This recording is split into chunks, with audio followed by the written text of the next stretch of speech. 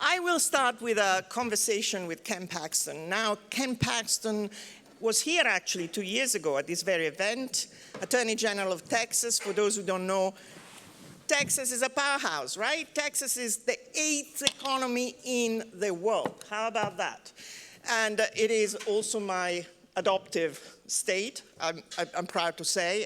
I am proud owner of a ranch in Texas, so I have a particular affection and affinity to Texas. But most seriously, I want to begin the discussion with Ken Paxton as someone who not only is close to President Trump, has been a close ally of President Trump for many years, but indeed as someone who presides over a state where the Attorney General office is incredibly active in enforcement, and in enforcement also in dimensions that matter directly to the discussion we had today around platforms, freedom of speech, and we will continue to have this discussion this afternoon. So just as a taster, of course, I will ask him to elaborate a little bit on the Google Ad Tech case, where Texas has been a leader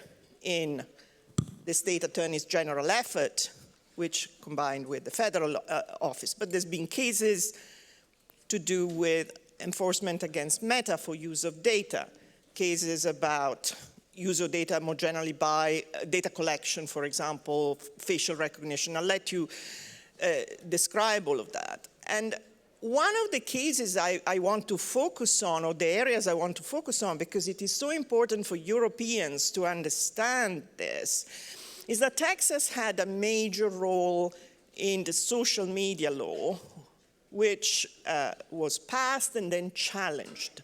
Do you want to challenged in front of the Supreme Court? The Supreme Court recently sided with Texas and others which had been supporting us. And I must say, Barry will talk about it later, this is an area where in fact there is bipartisan support. A number of progressives have been supporting Texas' case in front of the Supreme Court. Why don't you tell us about that case, which you know very well, and what animated you pursuing?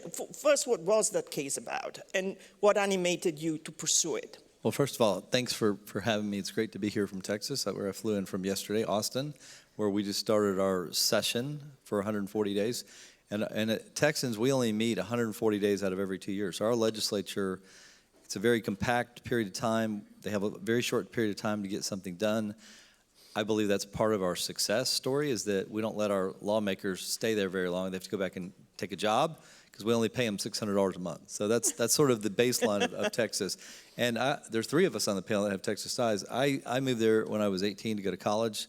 Of course, you have your ranch, and actually Roger Alford, a Notre Dame law professor, grew up in Texas, so he has more of a tie. We met in college. So as far as the net choice case, it wasn't really my case. One of my jobs, I have 4 jobs under the Texas Constitution, and one of those is to defend the state if they get sued. Well, the state got sued because of a law that was passed related to this net choice that was passed in the last legislative session. And basically what that law allowed or required is that these social media companies could not discriminate based on things that were unrelated to speech, where you were from, whatever, any other factors. And 2, they couldn't do viewpoint discrimination. They could decide they're not going to talk about politics. They could decide they're not going to, they could let their users decide what is going to be talked about, so they can ask their users. What they can't do under this Texas law is discriminate. So we were sued by Net Choice, which is an alliance of like Google, Meta, Twitter, name it, there's several of them, for violation of their First Amendment rights. It's been a very complicated case. We had an injunction against the law put into place by the district court. Of course, the way it works in the United States, the plaintiff picks the jurisdiction, so they picked what they thought would be a favorable jurisdiction. As it turns out, they were right. We got an injunction, so the law was stopped. We appealed it to the Fifth Circuit in New Orleans. We vacated that injunction. It then went up to the U.S. Supreme Court. They put it back in place and basically remanded it back to the Fifth Circuit, and they also remanded a similar law, I don't know the Florida law as well, that they remanded back to the 11th Circuit, saying that the court needed to look at the First Amendment issue more carefully, and that's really where it's at. The Fifth Circuit actually sided with us sort of on the overall law, so we got a good favorable ruling when it came back down, but we still have to deal now with the district courts looking more closely at this First Amendment claim that is being made by these social media companies. But just to amplify a little bit and to make it even clearer to Europeans, the importance of this ruling is really that it establishes that it is okay for the government to intervene when there is evidence of discrimination on the part of large platforms, right? So this is important because, as we'll discuss, freedom of speech is, of course, a fundamental kind of tenet now, and it justifies much of what we see in social platforms, the changes, the shifts that we see. But this law, which is based on non-discrimination fundamentally, establishes that in certain circumstances, when the platform has power, it is legitimate for the state.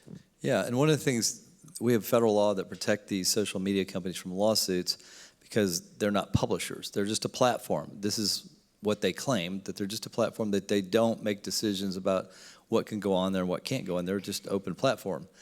Of course, then the claim has been made, and there have been lawsuits about this, that they're not just a platform, they are a publisher. They're actually making editorial decisions about which views they like or don't like.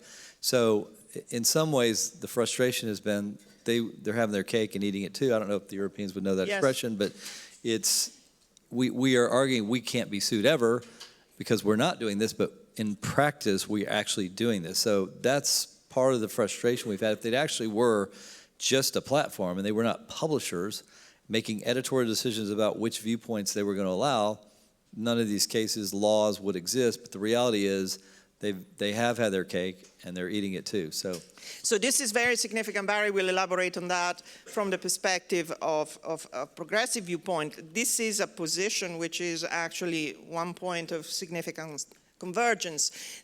Talk a little bit, Ken, about not the details or the substance, but the prospects of the Google AdTech case or the motivation.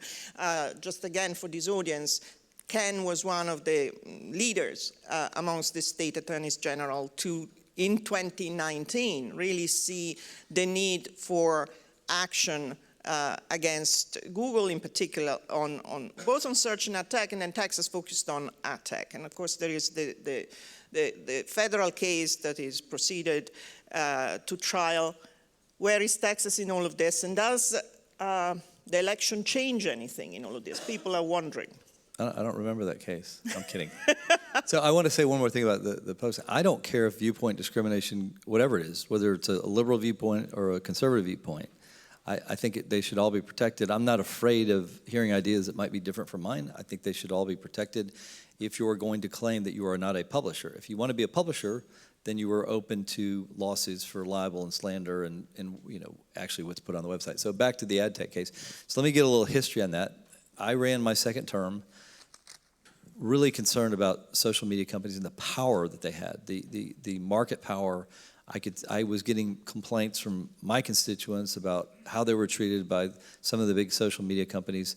And so I spent a year to 2 years going out to Palo Alto and California, Silicon Valley, meeting with executives, meeting with Stanford professors, meeting with other professors, meeting with antitrust experts. I met with the lawyers who did the antitrust case against Microsoft. I was trying to just understand, what is the problem? Why are people frustrated? What is actually happening? And so out of that came this ad tech case, which originally very few people thought was worthy of anything. They thought it was crazy. Everybody was focused on search. So most of the attorney generals, I think it was 38, actually filed a lawsuit against Google based on search. I led this lawsuit based on ad tech, which was we discovered that Google controlled-ish 97% of the market, so somewhere in that range. And that if you try to compete with them, they would either put you out of business by making it impossible for you to be there, or they'd buy you, or like we have shown with Facebook, they just pay them off. Don't compete against us, we'll give you a cut. All of that is market power. It's one of the things that I believe in is that there should be competition so that consumers have choices. And that when you have a company that unfairly competes, that is a problem. That's what our antitrust laws were designed for, both nationally and in Texas. And so at that time, the federal government wasn't doing anything related to that issue. They didn't take it seriously. And that was under the Trump administration. And so we ended up we filed a lawsuit. I think we only had 10 states. We got removed to what's called an MDL, which is multi-district litigation. We started the lawsuit, then all these other copycat lawsuits came in, and because there was multi-district litigation, they consolidated it to the Southern District of New York, which was not advantageous to us. It was advantageous to Google because now it's slowed down. We're in a court we're not familiar with, and we're having to fight Google, which is their goal is just slow it down until I leave office. And so we were fortunate. I had a good friend on this committee who was able to, on this panel, Roger Alford, who was able to get an amendment, and I didn't even tell anybody in my office we were doing this, get an amendment on a bill with Mike Lee that pulled state attorney generals out of MDLs because the Justice Department does not have to worry about this. And meanwhile, while we're all tied up, the Biden administration copied our lawsuit and filed it in Virginia, and they've already gotten their win. So we got that legislation, we got the amendment on, we were able to pull out of the Southern District, and we are now scheduled for trial in April. It looks like it could be moved back to May, but certainly that's not what Google hoped for, was a fast, early trial that challenged them on their anti-competitive practices and the lack of competition that they've created in the marketplace. And indeed, as you say, the benefit or the attraction of trying this case in Texas, in Austin, is the speed that is attached to cases that are tried in Texas. Yes, right? we purposely filed it in this, it's called the rocket docket, because we wanted it to get done quickly. The challenge of these cases, and Google knows this, they just stretch it out, and then somebody else gets elected that doesn't care about it, and they settle it. Well, I'm not interested in just cash. I mean, I am interested in the state getting compensated for the harm.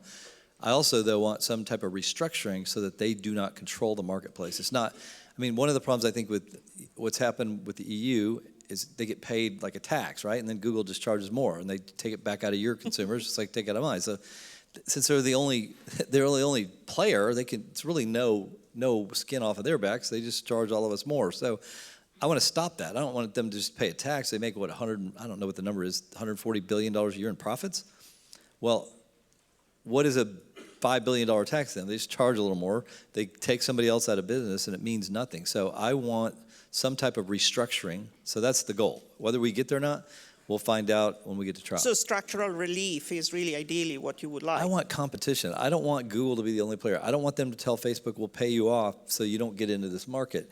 I don't want them to buy up every competitor so that consumers don't have a choice, and they're forced to take the product that's offered, and they're forced to pay the price that's offered, and there's no competition. That's not the way we like to do things in the United States. And how does this vision essentially extend to other platforms like Meta? I mean, you pursued Meta, you got a big settlement out of them for their use of data.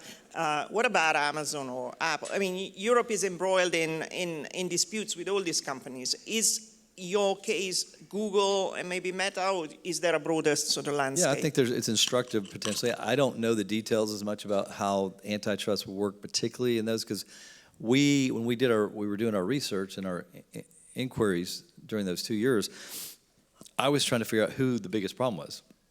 And it became clear to me it's Google. That doesn't mean these other cases aren't important, but that one case against Google was so expensive. I mean, I had to get an appropriation of $43 million just to help pay for experts in the case, and that's even, our outside law firm is still paying some of those costs. So there's only so many cases we can take on, and so I figured I'll focus on the big bad guy, and it's Google. I'm sure that there are other cases that could be brought. I just don't know the details of them because I haven't had the time or the resources to go beyond Google. And you know, the question on everybody's mind is, how do you think that the new administration rapprochement with the tech platforms changed that? Is it going to come in the way of your trial, quite bluntly, or you know, this is what everybody's seeing, President Trump showing up in Davos and saying, you know, you Europeans shouldn't discriminate against big American companies. So the question is, how does that color how you do that? And look, to me, that's something new that he said, but I do think he also realizes that these social media platforms, there is a problem with competition. I think he realizes that there is discrimination, and he's experienced it. I mean, part of the reason he started True Social is discrimination. So it's not like he's oblivious to that. So I think, I know there's been discussions here about how Trump's going to do this and how all these big tech companies now control, the narrative and control the direction. I don't think that's necessarily true. I think he's very smart. I think he'll take advantage of the tech companies all of a sudden having an interest in having some participation. They're only interested because they saw the writing on the wall. They saw that he was going to win. So before that, Mark Zuckerberg was spending $400 million, I think illegally, trying to rig the election. So there's definitely been a sea change, but it's only because they were worried about results, and ultimately all they care about is their own pocketbooks. So let me move on. We are in the post-election territory, and one of the things that would be useful to explain to a European audience who doesn't follow very closely the different currents in the Republican Party, for somebody who watches it quite closely, of course, it's a party that's in transformation to some extent. There is a traditional what is known as the GOP side of the party, the Chamber of Commerce. Then there is the MAGA side that is somewhat different or distinct. Then there is, of course, the Silicon Valley tech side. We know is associated with Musk, but also Thiel, but also others. So President Trump came to power on a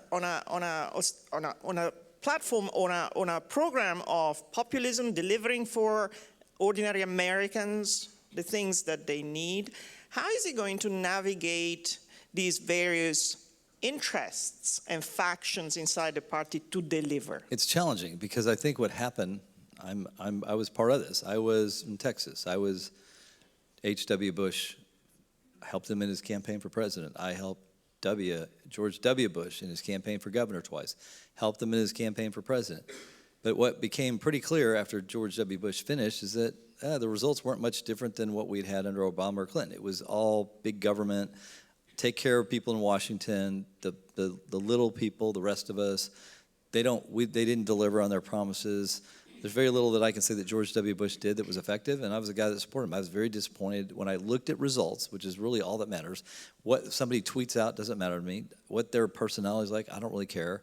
I care what they do for the American people, what they're going to do for my state. And the reality was, I was incredibly disappointed with where we're at. And I think Trump came in at the right time, and he exposed that. The fact that there wasn't a lot of difference between Obama and Bush. They're all friends. They're all taking care of themselves. It felt very self-interested and very Washington-focused. And if you'll understand how our country started, a lot of Europeans don't understand this.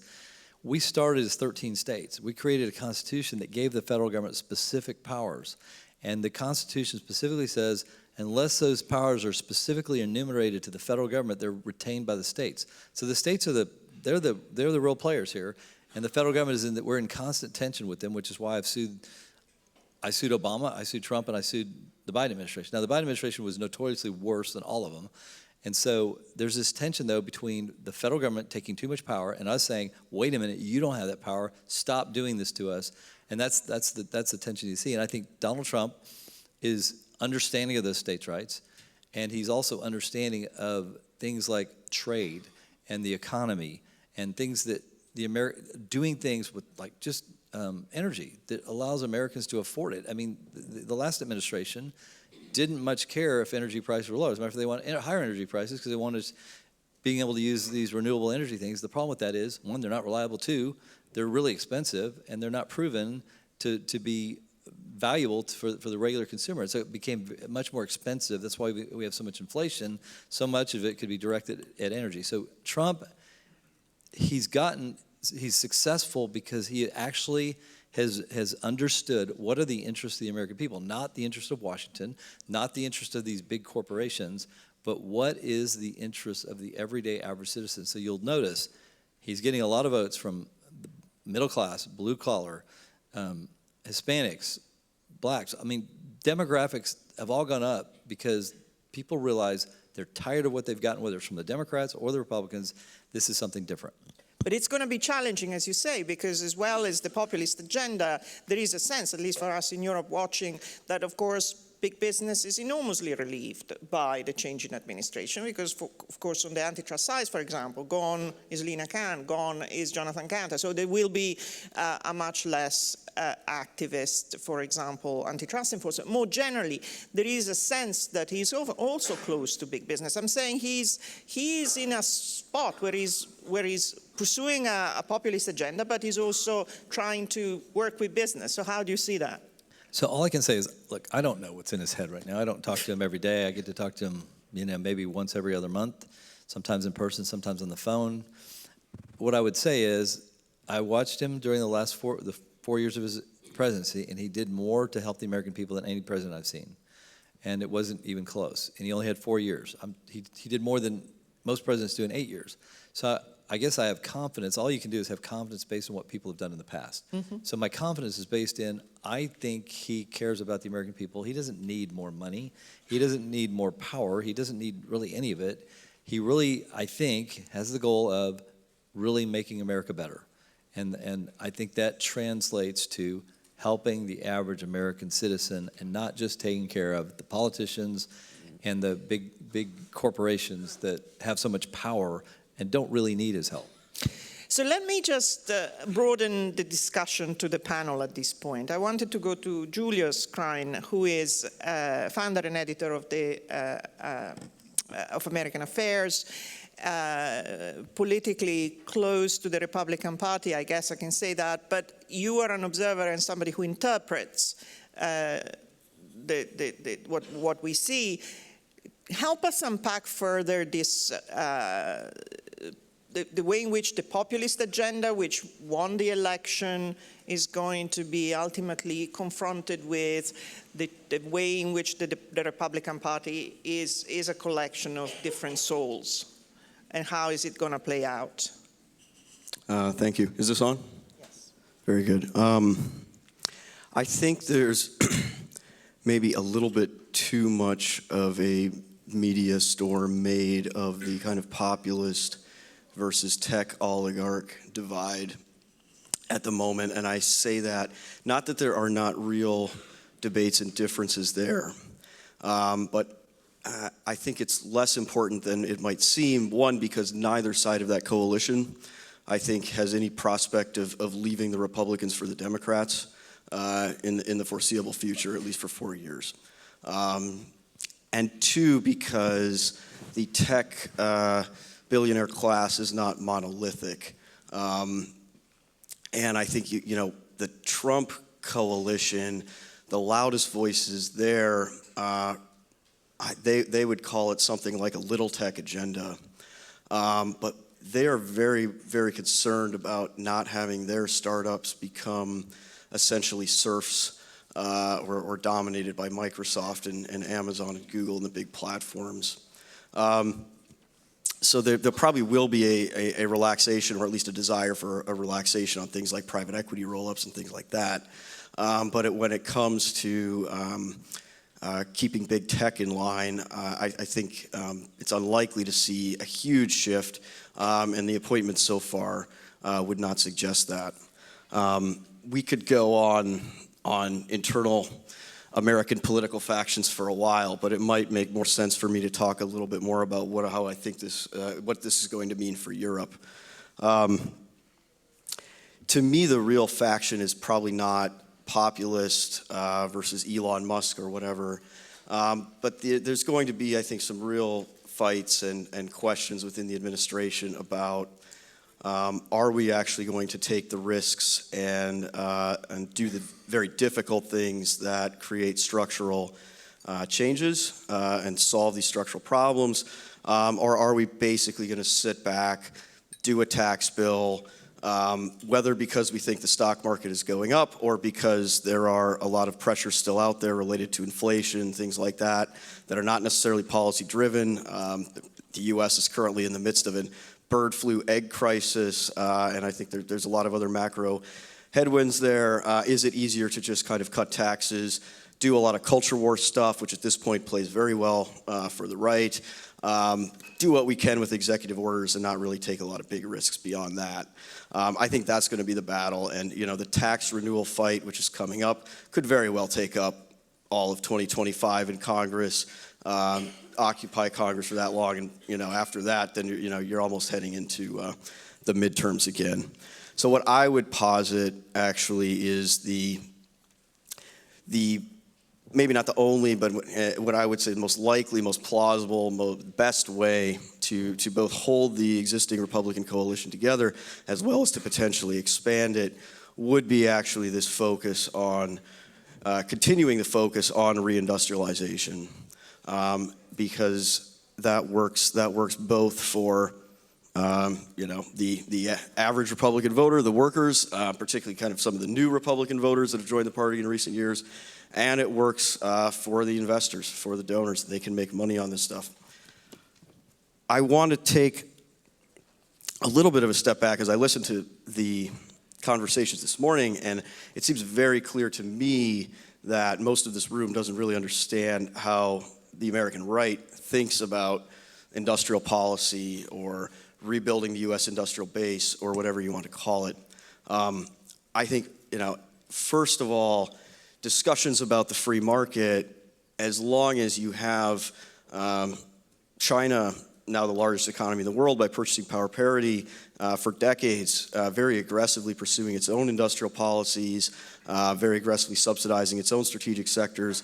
As long as that is the case and we're trading with them, it's purely academic to talk about a free market. That doesn't exist. Just because the U.S. government isn't intervening in the U.S. market doesn't mean that others aren't. And so that is an issue that fundamentally must be addressed. And more deeply, I think there remains this view that industrial policy is always about correcting some market failure, or there's some kind of externality that needs to be internalized. In my view, and I think a number of my friends' view that are now in the administration, that's actually the wrong way to think about it. And the problem is, economics, conventional economics thinks of business as maximizing profits. That is incorrect. Business is maximizing its equity value. That is only partially related to maximizing profits. And you see that specifically, and Senator Rubio, new Secretary of State, did a report, very good report on this several years ago while he was in the Senate, pointing out that standard economic theory would predict that whenever the return exceeds the cost of capital, a company will invest. That is empirically false. They do not do that. And precisely what others have spoken about, where the most profitable companies now, in the 1960s, the most profitable companies were the largest investors, the largest employers. Today, it's the exact opposite. You want to offshore as much of that capital and labor-intensive industry as you can. And likewise, if you can think about it from a return perspective, if you have, say, a private sector hurdle rate of 25%, and you have a bunch of subsidization from China and others, there's actually a huge gap between the 0% below which you're destroying capital and the 25% that the private sector needs. So from the American right, industrial policy is actually about meeting that, so that what is otherwise a 7, 8, 9% return project that fits a very important need or is actually just beneficial to growth can actually become attractive to investors seeking 20, 25%. And I go through all that simply to explain that a lot of this actually has the potential to unite both a Silicon Valley and even a Wall Street investment crowd with a kind of rebuilding American industry that's most commonly associated with populism. And that is, I think, the direction they need to go. And when it comes to Europe in particular, I think this is a very deal-oriented White House. Many of the personnel come out of investment banking, private equity, what have you. Trump wrote The Art of the Deal. I think there's actually a lot of opportunity for European companies and investors, and frankly, I just started a new industry group focused on reindustrializing the U.S., and I've been shocked by how many foreign companies and investors, including European ones, want to join because they want to see how they can slide into U.S. industrial policy. So, Europe still has a lot of assets. It was discussed this morning. It's not in VC or the tech sector, but legacy core manufacturing assets, even though you're losing some of them to China, you still are much stronger in some of these areas than the U.S. is. There's a lot of opportunity for deal making and rebuilding these supply chains and combating China, but I think this will fundamentally be driven more on a business by business, investment by investment, project by project basis, less grand diplomatic summits, top-down pronouncements, and given the cultural divides at the moment between, let's say, Brussels and the current administration, I think that's by far the most promising option and probably the only practical option.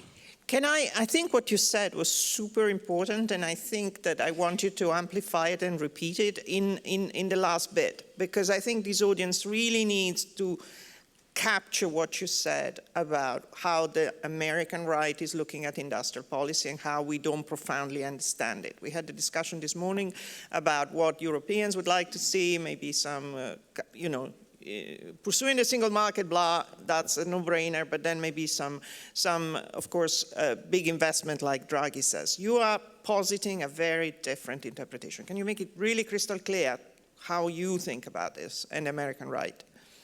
In keeping with this new era, new Trumpian era, I'll be somewhat undiplomatic about this. But frankly, much of the discussion this morning sounded like it came out of 2005. You're talking about more European integration, single market stuff. You couldn't get that done when Europe was much more united than it, in the past. I don't see any of that being plausible now. I think much of the Trump administration takes a very dim view of the EU as a whole. And the most successful thing it seems to do is allow Brussels politicians to deflect blame to national governments and national politicians to deflect blame to Brussels. It's not likely to actually be able to govern effectively in any serious area on this score. And so I think the Trump administration will probably be much more comfortable dealing directly with national governments.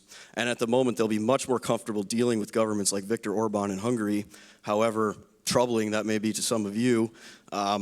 They have a different moral vision of the world, and there's no longer this unified consensus anymore. It's time to move on to have a new kind of approach to transatlantic relations. So yes, I think at a deal-by-deal level, there's a lot of promise here, but at a kind of Brussels, D.C. level, to the extent there's engagement there, it's going to be on free speech and platforms, which I don't think many of you are going to like, and things like protecting U.S. companies. Wow. Because nationalism is not a dirty word in America. That is a very appropriate description, and I think this room needs to hear it, because as somebody said earlier, the last 9 days have been just the beginning, and you don't know what's going to come. So you heard it. Let me just, I'll come back to you, Julius, but I want to just go to Roger before going to Becca. Roger, professor at Notre Dame, he had a role in the Trump 1.0, at the DOJ, head of international, so of course he has and of course he was very involved in the Texas Tech case. He was very much one of the leading people driving that forward. So Roger, what is, we inevitably want to understand as Europeans what is gonna possibly face us in terms of antitrust enforcement. Lynn and Jonathan have gone, and that said, there has been a general consensus, I think, that the people that have been picked to lead the agencies, Gail and Andrew, are very respected people, but also have a certain degree of empathy for the notion that one needs to enforce in a pretty meaningful, aggressive way against power and abuses of power. Then the question we haven't seen, Gail, of course, confirmed, Andrew just started. So the question for us is, how will that actually unfold? Do you believe that there is going to be the famous realignment, or there is a realignment between some of the progressive effort that Becca is here obviously to also talk about? Will we see, and on what issues? For example, merger policy. Will we see a tsunami of mergers and they won't be enforced again against rulemaking? Will that all go out of the window? Give us a perspective on what you think. Of course, we can't read the future, but how do you feel that's going to play? Yeah, there's a lot to say, and I would just, cabin my comments by saying I described this in much greater detail in Senate Judiciary Committee testimony on December 17th. So if you want to know my full views, you should look there. I would say that it's incredibly important to look at the signals that were sent by President Trump in his nominations. I mean, obviously there were massive lobbying efforts regarding the appointment for the Assistant Attorney General and for the FTC chair and for the other FTC commissioner. And the fact that President Trump chose who he chose is very, very significant. I think the announcement itself of Gail Slater said that, big tech has been allowed to run wild and stifling competition, and that's why I'm choosing Gail Slater. I think that's a very significant message to send. It's also, I think, extraordinarily significant that he chose J.D. Vance as the vice president, as the heir apparent of the future of the Republican Party. And I do completely agree with General Paxton that the Republican Party is in realignment, and it is becoming a party of the working class. The swing state voters in the swing states listed economic concerns as their number one concern, and 80% of them voted for President Trump. And so there is a recognition about issues for the average working class American, and you can see that in their trade positionings and reindustrialization efforts. You can see that with their willingness to embrace unions and the union vote, and to have union leaders speak at the Republican National Convention. You can see that with the economic component of the immigration concerns. If you're a working class person concerned about housing, concerns about jobs, there's obviously many facets to immigration, but economic concerns is part of the story. And then also, you can see that with antitrust enforcement. The fact that the Facebook and the first Google case was started at the end of the Trump administration, continued on very effectively in the Biden administration, and then will be, I think, continued. We should assume that these cases will continue because we're going to be either in liability or remedy stage of the cases, and then obviously on appeal. So the coming 4 years will be extraordinarily significant. So I do think if there is one potential difference, Cristina, it would be that my sense is the Biden administration had a general overarching hostility to mergers, and it led to a lot of decline in deal flows, and it led to a general perception that the transaction cost of doing a merger are so great that it will be difficult to even think about doing that. And so I do think that there's pent-up desire to test the waters about how much merger activity will be permitted. And so I think that I'm strongly of the view that there will be strong enforcement on horizontal mergers that are anti-competitive, vertical mergers that are anti-competitive. But because there's been so much litigation on mergers in the Biden administration, we have a better sense now than we did 4 years ago about where the Overton window is. And so I do think that there will be continued enforcement of mergers, but we have a better sense now than we did before about the scope of that. On rulemaking, that is just straight up in litigation, and I think we're going to get on the non-compete clauses, and I think we're going to get competing district court opinions, and it's going to have to go up on appeal and get resolution on that. So I can't speak to what will happen on the non-compete clauses, but those are my general senses. But Can I say one more thing about the realignment of, I think there's been a realignment generally in American politics that I failed to mention that you made me think of, Roger, which is 40 years ago, the Northeast, where my family was from, New York, they were all Republicans, and the South was Democrat. Well, it's completely switched. It's so weird that in my lifetime that it's a complete reversal, and that I do think that the Republican Party was viewed as more a party of the rich back in those days, and it's kind of reversed. I think you'll see the rich being that small businesses are wealthy, and those tend to be Republican, but big corporate interests tend to align Democrat, and it's now become these blue collar that are more worried about their, the cost of energy and the cost of food, and they've watched what happened during the last 4 years as everything got more expensive. And they're like, how is this? And they've watched, especially in my state, as the border was completely open, not just open, but the Biden administration welcomed it and helped it. They advertised it. It was like, please come. We don't care if you're in jail or not. We'll bring your prisoners. We do not care. We want everybody. And I had one of my biggest fights was over that issue of bringing criminals into the country. They encouraged it, and we fought them in litigation, and they were like, no, They wanted those people. So that had a negative impact on Hispanic voters in my state because they're like, wait a minute, our jobs are going away. And we have this competition now, and they're getting all this free stuff we're not getting, and we're dealing with more crime, and we're just dealing with more people living here that creates other costs, healthcare costs, social costs, just generally more costs. So I think there has been a general realignment in the last 40 years of both parties. Yes, and some of these phenomena, of course, also alive in Europe, some of these questions. But I want to return to Roger and to Julius, but first I want to give Becca the opportunity to talk about whatever you like, really, react to what you heard, but inevitably, as commissioner at the FTC, it's important that I think people hear how you feel about the potential for realignment, what level of convergence there may be on what issues going forward. Thanks, Cristina. I love this conference. I'm so excited to be here. My only criticism is there are so many interesting and provocative things that I have heard this morning and on this panel to which I want to respond, and it's going to be impossible to do that concisely. So I'm going to try to narrow it down and answer the question that you asked. One of the reasons I love being at the FTC and I love working on these issues is because there is an opportunity for common ground among people who are otherwise not politically aligned. I probably don't have much in common with the Attorney General on a political basis at all on many policies, but I agreed with a lot of what he said about speech and market power, similarly with Roger and Julius.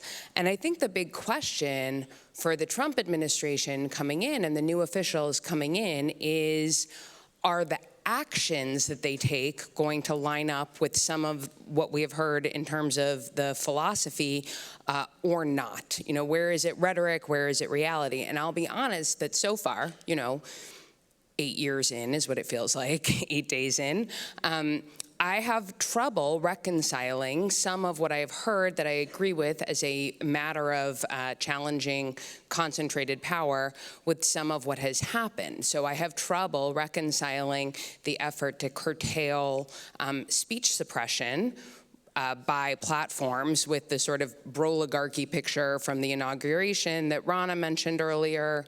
I have trouble reconciling the rhetoric around the importance of hearing different ideas and airing different ideologies with some of the executive orders that are explicitly intended to suppress what the president describes as harmful ideologies and the expression thereof.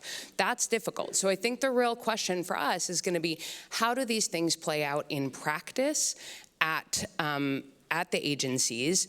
How are the cases that, as Roger mentioned, for us, we have the Meta case that goes to trial this spring that was started at the end of the last Trump administration. My former colleague, Commissioner, now Director Chopra, and I supported it along with the Trump chair of the agency over the opposition of the other Republicans at the time. Chair Khan has shepherded it through litigation, and it goes to trial this spring, which, just as a side note, great example of what the Attorney General was talking about, how these things take way too long. We filed this case years ago. Conduct cases address harm that has already happened, and they get dragged out, which is why I think we really do need to think about structure, fundamental structure problems that prevent the conduct from happening to begin with. That's why the speech issue is important to me. If you are concerned about the power of platforms to suppress viewpoints that you like or you don't like, but the power to suppress viewpoints, you were concerned about it because they exercise that power, maybe to suppress conservative viewpoints. That they are not currently doing so doesn't mean their power to do so has changed. And if you don't unwind the power to do so, you have at best provided a temporary stopgap that can change in an instant. So that's one important point. I want to make another point about, I was thinking a lot about the conversation this morning about where does Europe go, how does Europe grow, how do we think about that growth? And there was a very good statistic mentioned about how the GDP gap between the US and Europe has increased by 30%, and that's a big challenge for Europe. That's true.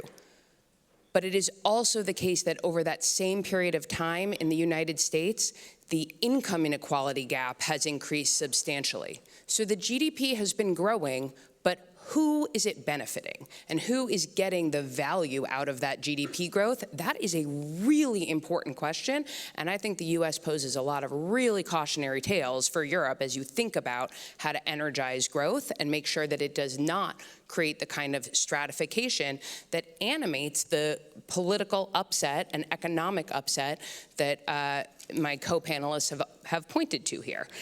So I think that's an important point.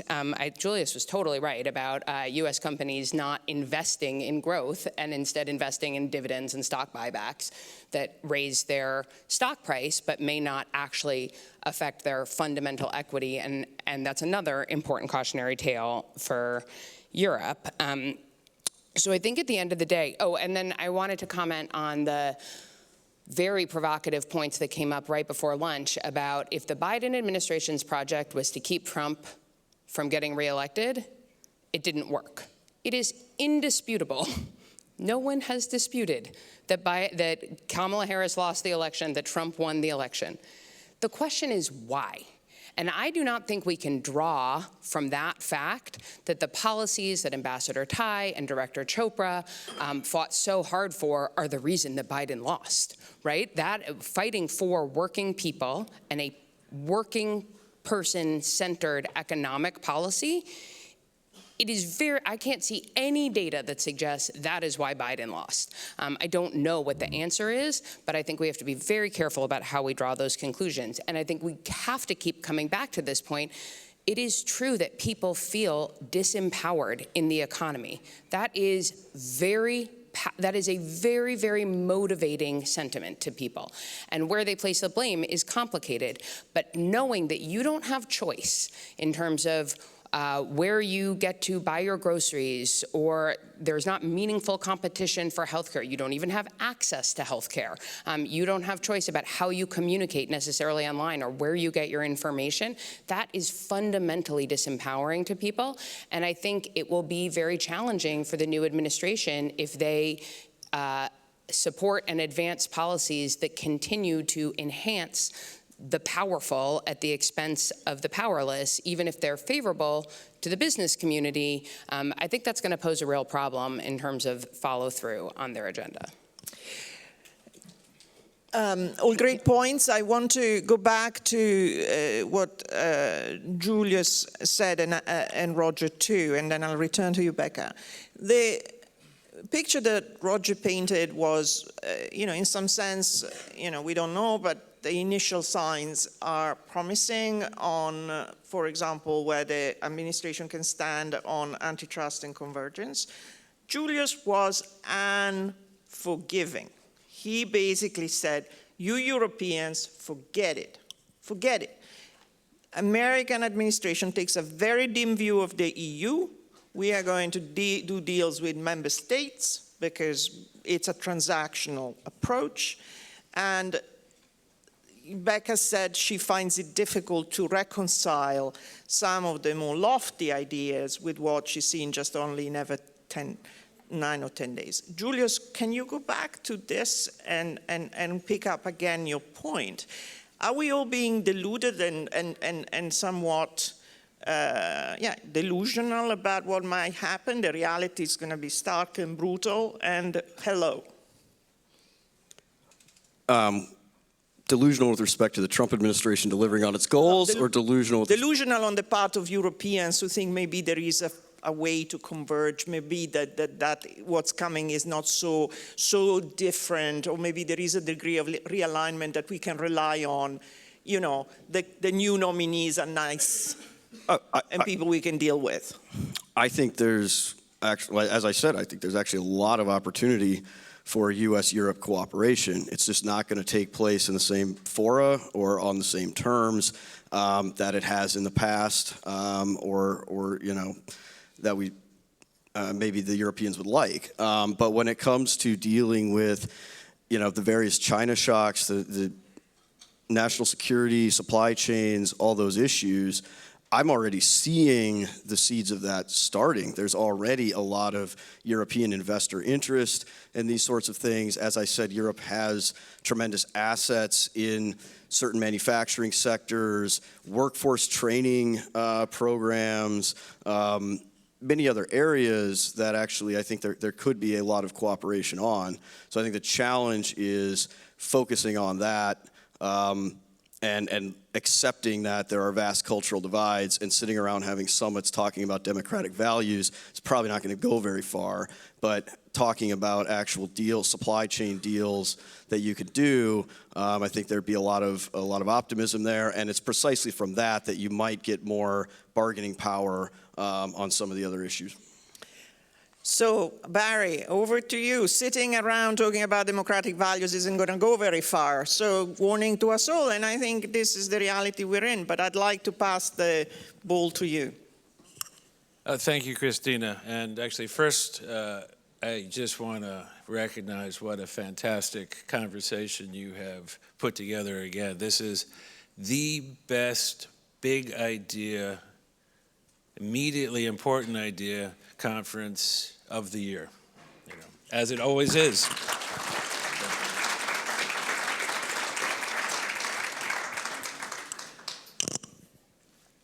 And then I actually want to start off by noting how much I admire much of General Paxton's work. So General Paxton and I, we probably disagree on a lot of political points. But there's a few points that we do not disagree on. And we have actually worked together in important ways the last 5 years. One of the things that we worked together, and this is where Roger helped, was on the ad tech case against Google. So Open Markets Institute worked very closely with Roger and other people, members of the Texas Antitrust Office, on shaping that case, and then later getting support from that case from Democrats. And that's because the Republicans and the Democrats, the conservatives and the liberals, all understood that too much power in the hands of Google is a threat to Republicans and Democrats, conservatives and liberals, everybody. Everybody is threatened by the same corporation, by the same concentration of power. We also worked together on the net choice case. Now, our group, Open Markets, was the only group that came out with a amicus brief in support, the only liberal group that came out in support of Texas's work on that to apply common carrier rules to big tech, to Google. There was a second amicus brief that was led by Zephyr Teachout, Tim Wu, and Larry Lessig. That was also in support of the Texas case and the work being done by Florida and a similar law that's in Ohio. So why did we do this? Because we believe the platforms cannot both be publishers and distributors, publishers and platforms. It's one or the other. So we're going to treat them as platforms. We agree on that because if you allow them to do both, they have control over you. They have control over what you think and how you talk to each other, how you share information, and that is unacceptable for our democracies. It's unacceptable for every one of us. Nobody is free in a situation in which the platform has control, has freedom to shape your thoughts and what you read and with whom you speak. Nobody is free. No Republican is free. So let's understand where we are in Europe. The Europeans should understand, and actually our friend Julius has just helped us understand where you're at. So where are you at? You face a two-front war. You face two separate wars. You face an industrial war with China and with Russia that is combined. And you know this. Actually, there's been an enormous change in Europe in the last 6 months about recognizing what is happening, about standing up to the China threat. That is enormously important. You have changed dramatically. You haven't won yet, but you're at moving, and that is the first step towards winning. The other war is a war on your democracy. You know, when you look at what Mr. Musk is doing, he intends to overthrow your democracy. He's using his power to overthrow your democracy. What we've heard from Julius is actually, it's pretty evident also, they are aiming at least some of them, to break the European Commission, the European Union. They want to work with Berlin. They want to work with Paris. They want to work with London. They want you to be separate. They want to break your solidarity. Not everybody in the Trump administration. I don't even think it's probably the majority of the people in the Trump administration. But some of the people in the Trump administration, this is what they want.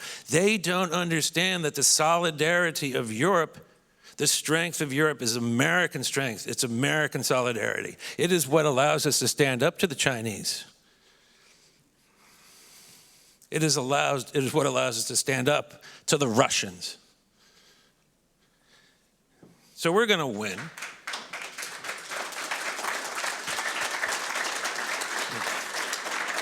Can I just say it's an American who says that to us? I mean, I just leave it there.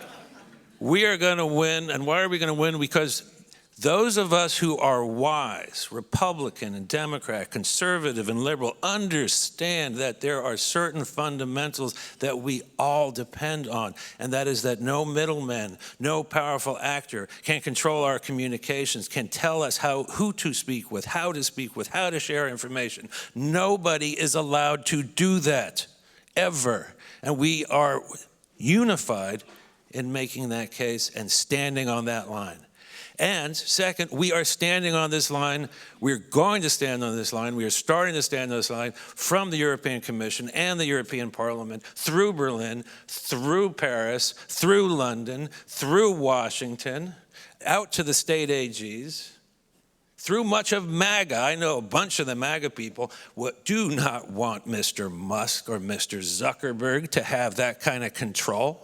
I know a lot of MAGA. I get phone calls from very powerful voices in MAGA who will not stand for this kind of crap.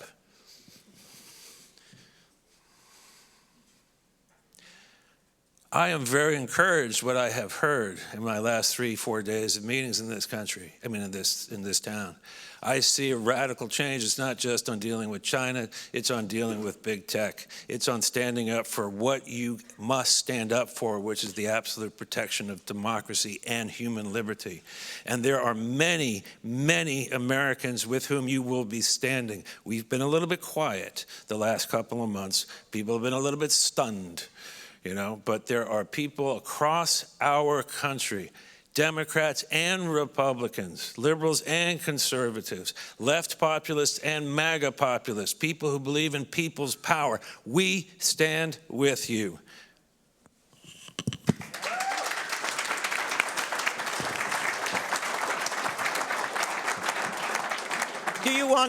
Julius, do you want to pick it up? I'd respond very briefly.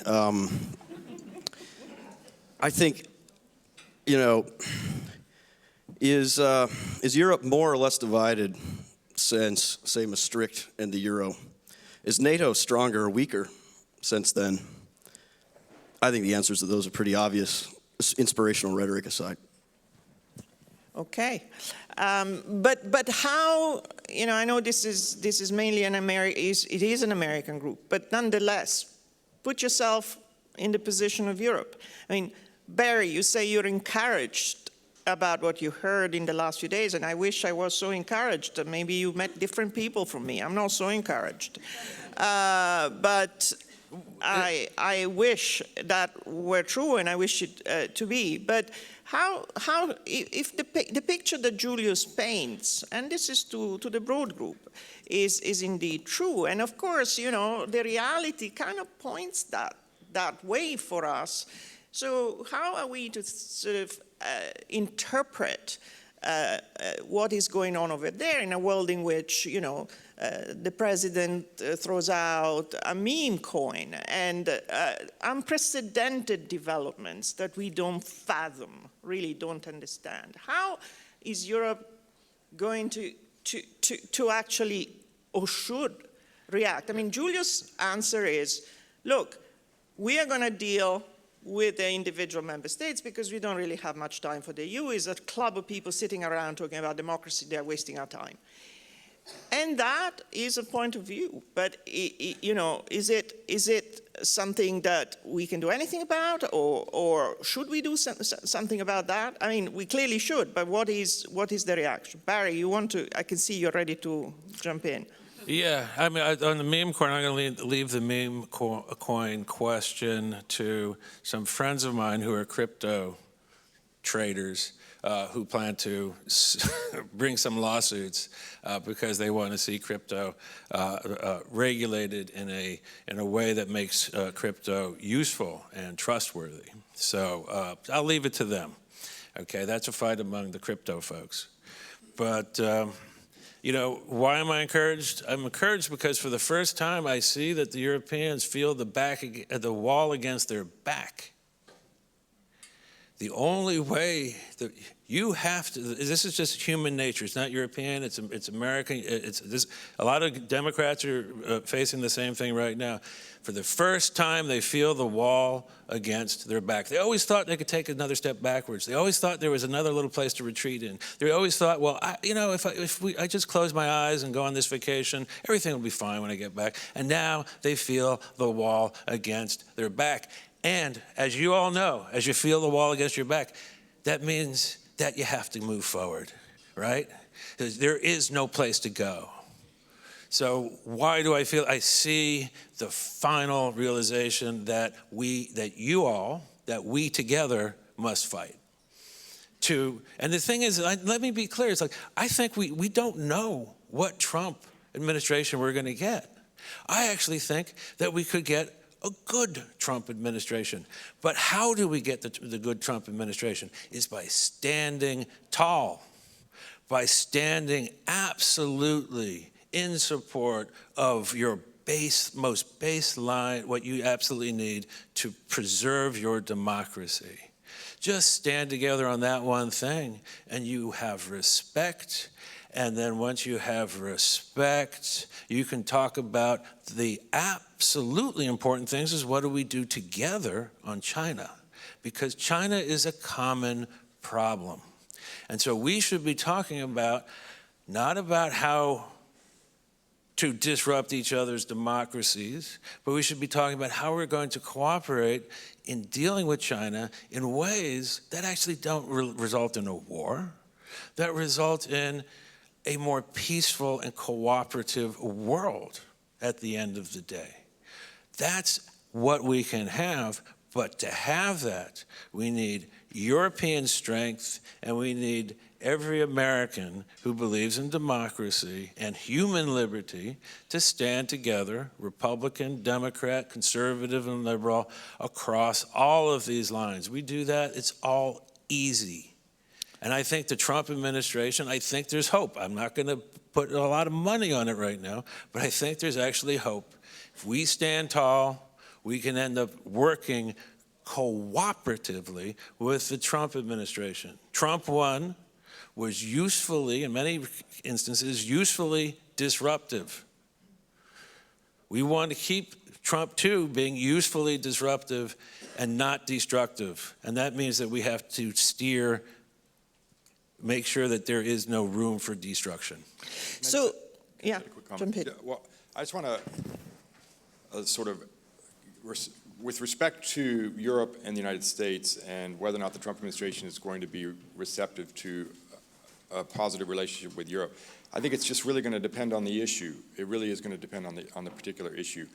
I think that with respect to China, I think Europe and the United States will be aligned about the threat of China and the efforts of China to basically become the predominant economy in the world.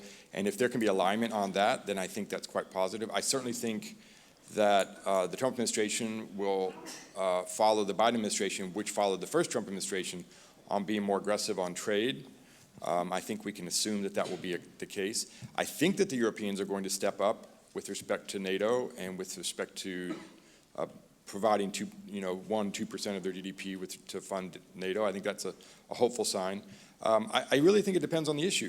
I think that if there will be greater reciprocity on tariffs, I also teach trade in addition to antitrust, and generally speaking, the tariffs in Europe are around 3.9%. In the US, on average, they're about 3.5%. But on specific issues, on specific products, there's a very wide disparity. And the one that you hear about a lot, of course, is automobiles coming from the United States into Europe are much higher tariff rate than the automobiles coming from Europe into the United States. So there will be food and groceries, food and retail issues as well. So I think there will be issues where there'll be disagreement, and I think there'll be issues where there will be agreement. And then the final thing I want to say is, like, with respect to whether or not the Republican Party will make good on its promises, I just think, obviously there will be hearings in February, March with Gail Slater and Mark Meader. We obviously want to watch for that, but also watch what happens with the cases that were filed in the Biden administration and see what they do on the briefs, right? We'll know very, very soon what happens on the briefs in those cases to see if they're going to follow through. And obviously we'll know what happens with the merger guidelines. There's a whole host of things where you're asking for action. There'll be signals relatively soon. And I think you can make a strong argument that there will be action and not just words. So one of the things that I think are repeatedly coming out in discussions about what might happen is this idea that it will be case by case, it will be issue by issue, we cannot generalize. And I think that is inevitably disconcerting because people don't quite know what to make of it in a general sense, but that's possibly the point.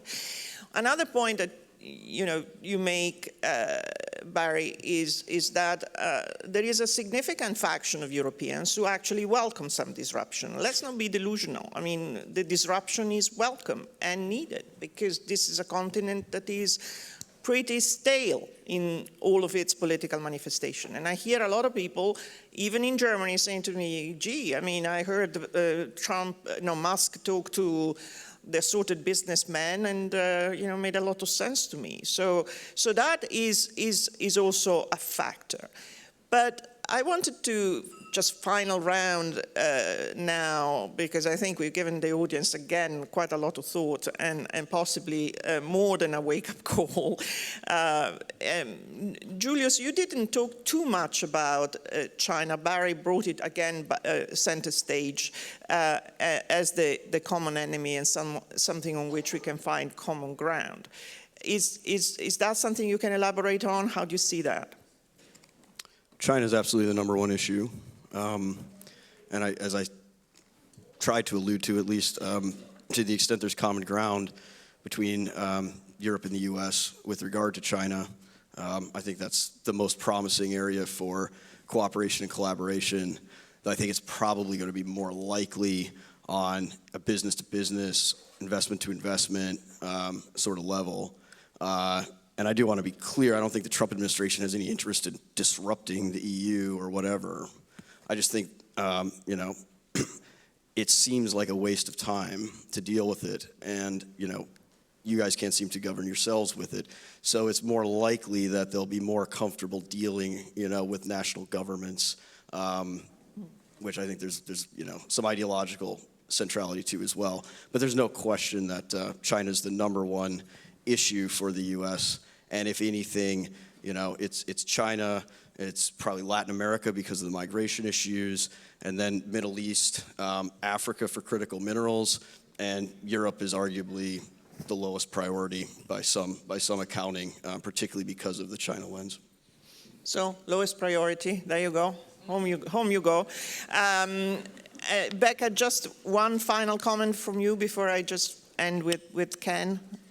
Yeah, I'll actually pick up on the China point. I think there's opportunity for common ground internationally, but I also think domestically there's a lot of opportunity for common ground between the right and the left in terms of building up U.S. industrial power vis-a-vis China, in particular, both from an economic perspective and from a national security perspective. And I continue to think this is a role where competition policy is really important.